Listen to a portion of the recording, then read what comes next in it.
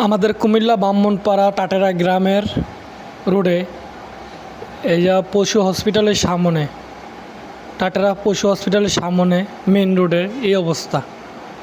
আসলে দীর্ঘদিন ধরে আমাদের রাস্তার এরকম অবস্থা। আমাদের এই রাস্তার কি ভোগান্তি কখনো শেষ হবে না? ইলেকশনের সময় অনেক নেতা ফেতা দেখি, কিন্তু এই দুঃসময় তো কাউরেই দেখি না, কাউরেই পাই না।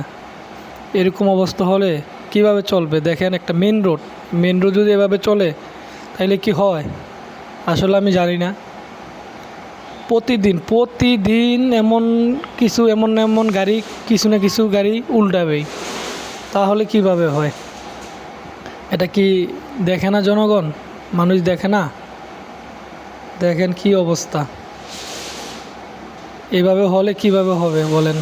আর জ্যাম তো আছেই, প্রতিদিন তো জ্যাম আছেই, কন্টিনিউ জ্যাম থাকে এই রোডে।